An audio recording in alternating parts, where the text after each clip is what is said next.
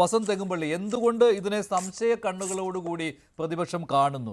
ശരിക്കും ഇത് ഭരണത്തിലിരിക്കുന്നവർ മാതൃകയാകേണ്ടതാണ്. അവർ പൊതുപ്രവർത്തകരാണ്, അവർ മാതൃകയാകേണ്ടതാണ്. അപ്പോൾ ജനങ്ങൾ നോക്കുമ്പോൾ മാതൃകയാകേണ്ട ഒരു ബില്ലിനെ നിങ്ങൾ എതിർക്കുന്നു.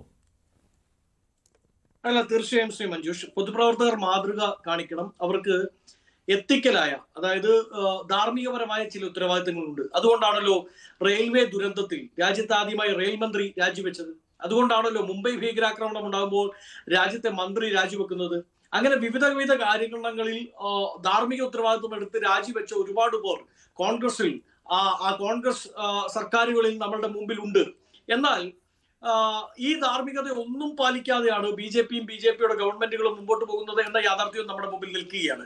ചില കണക്കുകളാണ് ശ്രീ മഞ്ജുഷ് ഈ ബില്ലിനെ നമ്മളെ ഭയപ്പെടുത്തുന്നത്, ഈ ബില്ലിൽ നിന്ന് നമ്മളെ അകറ്റി നിർത്തുന്നത്. നോക്കൂ, ഈ സർക്കാരിന്റെ കാലത്ത് 121 കേസുകളാണ് ഇ ഡിയും എൻഫോഴ്സ്മെന്റ് ഡയറക്ടറേറ്റും സെൻട്രൽ ഏജൻസികളും രാഷ്ട്രീയ നേതാക്കൾക്കെതിരെ എടുത്തിരിക്കുന്നു. 121 കേസുകൾ.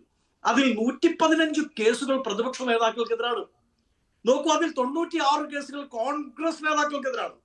ഇനി ഈ 115 കഴിഞ്ഞ് ബാക്കി 6 കേസുകളുണ്ടല്ലോ, അതിൽ ഒരു കേസ് വളരെ പ്രസക്തമായ കേസാണ്.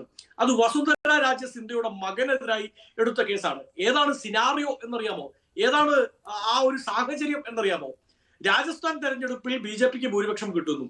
വസുന്ധര രാജെ സിന്ധ്യ മുൻ മുഖ്യമന്ത്രി എന്ന നിലയ്ക്ക് അവർക്ക് മുഖ്യമന്ത്രി സ്ഥാനം വേണമെന്ന് അവർ വാശി പിടിക്കുന്നു. ചർച്ച നീണ്ടുപോകുന്നു. 2ാമത്തെ ദിവസം അവരുടെ മകനെതിരായി കേസ് വന്നു. അവർ ആ ചർച്ചയിൽ നിന്ന് പിന്മാറുന്നു. 4 ആഴ്ച കഴിഞ്ഞു ഇ ഡി കേസ് ക്ലോസ് ചെയ്തു. നോക്കൂ, ഇ ഡിയെ, CPI, സെൻട്രൽ ഏജൻസികളെ എല്ലാം രാഷ്ട്രീയ ചട്ടുകമായി ഉപയോഗിക്കുന്നു എന്നതിന് ഏറ്റവും വലിയ തെളിവാണ് സിന്ധ്യയുടെ മകനെതിരായിട്ടൊക്കെ ഉള്ള കേസ്. സ്വന്തം പാളയത്തിൽ തന്നെ ആരെങ്കിലും മോദി അമിത്ഷാ വിങ്ങിനെതിരെ സംസാരിച്ചാൽ അവരുടെ കുടുംബത്തിലെ ആൾക്കാർക്കെതിരെ, അവർക്കെതിരെ കേസെടുത്ത് വരുതിയിൽ നിർത്തുന്ന സർക്കാരാണ് ഇത് എന്ന് നമ്മുടെ മുമ്പിൽ എത്രയോ തെളിവുകളുണ്ട്. അതുകൊണ്ടാണല്ലോ കോൺഗ്രസ് വിട്ടുപോയ പലർക്കും പിന്നീട് കോൺഗ്രസിലായിരുന്ന സമയത്തെ കേസുകൾ മായ്ച്ചു തേക്കപ്പെടുന്നത് നമ്മൾ കണ്ടത്. ഇപ്പൊ അജിത് പവാറിന്റെ കേസ് എന്താണ്? അജിത് പവാറിന്റെ കേസിൽ ക്യാപ്റ്റൻ ഓഫ് കറപ്ഷൻ എന്നാണ് അമിത്ഷാ തന്നെ അജിത് പവാറിനെ ഒരു വേളയിൽ മഹാരാഷ്ട്രയിൽ പോയി പ്രസംഗത്തിൽ പറഞ്ഞത്, ക്യാപ്റ്റൻ ഓഫ് കറപ്ഷൻ. പക്ഷേ ഈ അജിത് പവാർ BJP പാളയത്തിൽ എത്തുന്നു. അദ്ദേഹത്തിനെതിരെയുള്ള പക്ഷേ ഇവിടെ മറ്റൊരു കാര്യമുണ്ട് വസന്ത് തെങ്ങുംപള്ളി, ഇപ്പോൾ എത്ര അഴിമതിക്കാരനായാലും ഈ അഴിമതി കേസുകളിൽ കുറ്റക്കാരനാണെന്ന് കണ്ടെത്തുക എന്നുള്ളത് വളരെ പ്രയാസപ്പെട്ട കാര്യമാണ്. അതിൽ തെളിവുകൾ ഉണ്ടാക്കുക എന്നുള്ളതൊക്കെ വളരെ പ്രയാസപ്പെട്ട കാര്യമാണ്. പിന്നെ ചിലപ്പോൾ ഭരണത്തിന്റെ തണൽ പോലും കിട്ടിയേക്കാം. ഇങ്ങനെ ഒരു അഴിമതി കേസിൽ പെട്ട് പ്രതിയായി കഴിഞ്ഞാൽ അവർ ഇനിയിപ്പോൾ ജയിലിൽ പോയെന്ന് വെച്ചോ, എങ്കിലും മന്ത്രിമാരായി തുടരും. അതാണല്ലോ ഇപ്പോഴത്തെ വ്യവസ്ഥ. ഇപ്പോഴത്തെ വ്യവസ്ഥ അനുസരിച്ച് അങ്ങനെയാണ്, മന്ത്രിമാരായി തുടരും. അപ്പോൾ ജനങ്ങൾ തന്നെ ചോദിക്കും, ഇയാൾക്ക് ഈ കുറ്റക്കാരനല്ല എന്ന് കണ്ടെത്തിയതിന് ശേഷം മന്ത്രിസ്ഥാനത്തിരുന്നാൽ പോരെ, ഈ സമയത്തിരിക്കുന്നത് അതിനൊരു അപാകത ചൂണ്ടിക്കാട്ടും. അത് ഉണ്ടാകാതിരിക്കാൻ വേണ്ടിയാണ് ഇങ്ങനെയൊരു വ്യവസ്ഥ വരുന്നത്. ഒരു കേസിൽപ്പെട്ട് ഒന്ന് റിമാൻഡിലായി പോയാൽ അദ്ദേഹത്തിന് ജയിലിൽ ഇരുന്നു കൊണ്ട് മന്ത്രിയായി തുടരുന്നു എന്നുള്ള ആ ധാർമ്മികമായ ഒരു പ്രശ്നമുണ്ടല്ലോ, അതിൽ നിന്നും അദ്ദേഹത്തെ വിമുക്തനാക്കി കൊടുക്കുകയാണ് ചെയ്യുന്നത്. അത് വേണ്ട, ഇനി അങ്ങോട്ടെന്നാകയാൽ എല്ലാവർക്കും ഈ വ്യവസ്ഥ ബാധകമാണ്. അതല്ലാതെ ഓരോ തവണയും പ്രതിപക്ഷം ആവശ്യപ്പെടേണ്ടതില്ല. കേസിൽ പെട്ടല്ലോ, ജയിലിലായല്ലോ, റിമാൻഡിലായല്ലോ, മന്ത്രിയായി തുടരാൻ എന്ത് ധാർമ്മിക അവകാശം എന്ന് ഇപ്പോൾ നിങ്ങൾ പ്രതിപക്ഷത്തായാൽ നിങ്ങളും ചോദിക്കുന്നതാണ്, BJP പ്രതിപക്ഷത്തായാൽ BJPയും ചോദിക്കുന്നതാണ്. ഇനി ആ ചോദ്യത്തിന്റെ അവകാശമില്ല, ഓട്ടോമാറ്റിക്കായിട്ട് അവരുടെ മന്ത്രിസ്ഥാനം പോവുകയാണ്. അല്ല, നോക്കൂ, രാജ്യത്തെ നിയമപ്രകാരം PDPP കേസിൽ അറസ്റ്റിലായാൽ, അതായത് നമ്മൾ സമരം നടത്തിയാണ്, ആ സമരവുമായി ബന്ധപ്പെട്ട് ബാരിക്കേഡ് തകർത്താൽ PDPP അട്രാക്ട് ചെയ്യും. PDPP കേസിൽ അറസ്റ്റിലായ 14 ദിവസം റിമാൻഡ് ചെയ്യാം.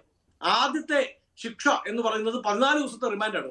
നോക്കൂ, ചെറിയൊരു സമരം നടത്തിയാൽ 14 ദിവസത്തെ റിമാൻഡ് ചെയ്യാൻ വ്യവസ്ഥയുള്ള ഒരു രാജ്യമാണ്.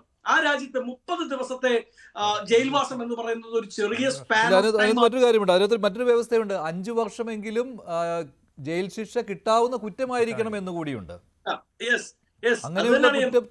അങ്ങനെയുള്ള കുറ്റം, അതിലെ ആ കേസിൽ 1 മാസം ജയിലിലോ അല്ലെങ്കിൽ റിമാൻഡിൽ പോലീസ് കസ്റ്റഡിയിലോ പോകുമ്പോഴാണ്. തീർച്ചയായും ശ്രീ മഞ്ജുഷ്, അങ്ങ് നേരെ തിരിച്ചൊന്ന് ചിന്തിച്ചു നോക്കൂ. അങ്ങ് പറഞ്ഞത് ധാർമ്മിക ഉത്തരവാദിത്വത്തെ പറ്റി പ്രതിപക്ഷം പറയേണ്ടതില്ലല്ലോ എന്നാണ്.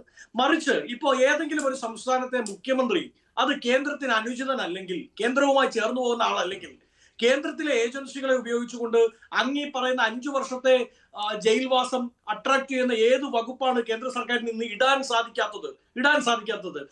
ഒരാളെ കൊണ്ട് ആരോപണം ഉന്നയിച്ചാൽ മതി, SFIO മുതൽ ED വഴി CBI വഴി രാജ്യത്തെ എല്ലാ എൻഫോഴ്സ്മെന്റ് ഡയറക്ടറേറ്റുകളെയും രാജ്യത്തെ എല്ലാ അന്വേഷണ ഏജൻസികളെയും വെച്ച് അന്വേഷണം പ്രഖ്യാപിക്കാനുള്ള സാധ്യതകളുണ്ട്.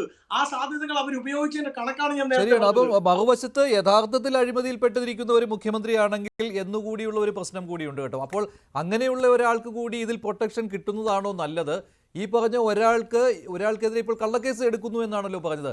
അങ്ങനെ കള്ളക്കേസ് എടുക്കുകയാണെങ്കിൽ ഇപ്പോൾ റിമാൻഡ് കാലാവധി കഴിഞ്ഞാൽ എന്താണ്, അല്ലെ കസ്റ്റഡിയിൽ കഴിഞ്ഞതിന് ശേഷം തിരിച്ചു വരാമെന്നേ. ഇതിപ്പോൾ മറ്റൊരാളെ രക്ഷിക്കുന്നതിന് വേണ്ടി അല്ലല്ല. ഇപ്പോൾ അഴിമതിക്കാർ ഇടയിലൂടെ രക്ഷപ്പെട്ടു പോവുകയാണ്, അവർ ജയിലിലിരുന്ന് ഭരിക്കുകയാണ്. ഒരിക്കലുമല്ല. അതിൽ രണ്ട് പ്രശ്നമുണ്ട്. ഒന്ന്, ഒരു മുഖ്യമന്ത്രിയാണ് അറസ്റ്റ് ചെയ്യപ്പെടുന്നതെങ്കിൽ അദ്ദേഹം ഇമ്മീഡിയറ്റ്ലി രാജിവെക്കേണ്ടി വരുമ്പോൾ ആ മുഖ്യമന്ത്രിയെ ആശ്രയിച്ചാണ് ആ സംസ്ഥാനത്തെ പാർട്ടി പോകുന്നതെങ്കിൽ, കോൺഗ്രസ് എന്നല്ല ഞാൻ പറയുന്നത്, ഏതെങ്കിലും ഒരു പ്രാദേശിക പാർട്ടി പോകുന്നതെങ്കിൽ, എക്സാമ്പിൾ മമതാ ബാനർജി എടുക്കുന്നു. മമതാ ബാനർജിയെ അറസ്റ്റ് ചെയ്യുന്നു, അവർ രാജിവെക്കേണ്ടി വന്നാൽ പിന്നീട് അവിടെ ഒരു വലിയ വാക്വമാണ് ഉണ്ടാവുക. ആ പാർട്ടിയെ പിളർത്താൻ, ആ സമയം ഉപയോഗിച്ചുകൊണ്ട് ആ പാർട്ടിയെ പിളർത്താൻ, അതിലേക്ക് കടന്നു കയറാൻ BJPക്ക് സാധിക്കും. ഇതിനു മുമ്പും നമ്മൾ കണ്ടിട്ടുണ്ട്. നമ്മുടെ മുമ്പിലെ അനുഭവങ്ങൾ BJP ഇങ്ങനെ കടന്നു കയറിയതാണ്. നമ്മുടെ മുമ്പിലെ